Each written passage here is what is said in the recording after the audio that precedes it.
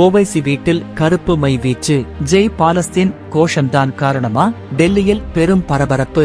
AIMIM கட்சியின் தலைவரும் ஹைதராபாத் எம்பியுமான அசாதுதீன் ஓவைசியின் டெல்லி இல்லத்தின் மீது கருப்பு மை ஊற்றப்பட்டது பெரும் பரபரப்பை ஏற்படுத்தியது.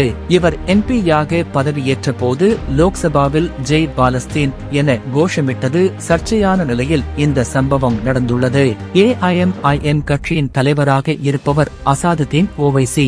இவர் கடந்த 2004 முதல் ஹைதராபாத் லோக்சபா தொகுதியின் எம்பியாக இருந்து வருகிறார். கடந்த 2004, 2009, 2014, 2019 ஆகிய ஆண்டுகளில் வெற்றி பெற்றிருந்த இவர் மீண்டும் சமீபத்தில் முடிந்த லோக்சபா தேர்தலில் மீண்டும் ஹைதராபாத்தில் போட்டியிட்டு வெற்றி பெற்றார். இந்த தேர்தலில் ஓவைசி 6,61,981 ஓட்டுகள் பெற்றார். இவரை எதிர்த்து களமிறங்கிய பாஜக வேட்பாளர் கோம்பெல்லா மாதவி லதா 3,23,894 ஓட்டுகள் பெற்றார். காங்கிரஸ் வேட்பாளர் முகமது வாலியுல்லா சமீர் வெறும் 62,962 ஓட்டுகள் மட்டுமே பெற்றார். இதன் மூலம் 3,38,087 ஓட்டுகள் வித்தியாசத்தில் ஓவைசி மீண்டும் வெற்றி பெற்றார். இதன் மூலம் அவர் ஹைதராபாத் தொகுதியில் இருந்து 5வது முறையாக எம்பியாகி இருக்கிறார். இந்நிலையில் தான் கடந்த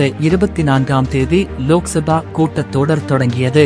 இதையடுத்து தேர்தலில் வெற்றி பெற்ற அனைவரும் எம்பிக்களாக பதவியேற்றனர். அசாதுதீன் ஓவைசியும் எம்பியாக பதவியேற்றார். இந்த வேளையில் அவர் ஜெய் பாலஸ்தீன் என்று முழங்கினார். இது சர்ச்சையானது.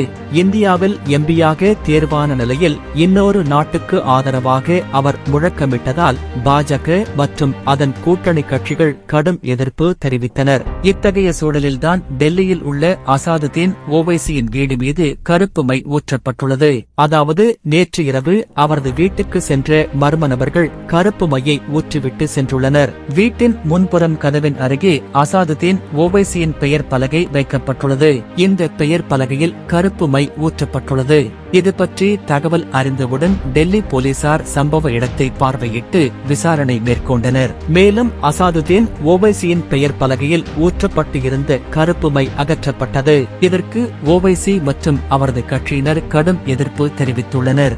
ஓவைசி மேடைகள் தோறும் பிரதமர் நரேந்திர மோடி மற்றும் பாஜக தலைவர்களை கடுமையாக விமர்சனம் செய்து வருவதை வாடிக்கையாக வைத்துள்ளார். இந்நிலையில்தான் பாஜகவினர் மீது அவர்கள் சந்தேகம் அடைந்துள்ளனர். இருப்பினும் தற்போதைய சூழலில் அவரது வீட்டின் மீது யார் கருப்பு மை ஊற்றினார்கள் என்பது தெரியவில்லை. இது பற்றி போலீசார் விசாரணையை தொடங்கியுள்ளனர்.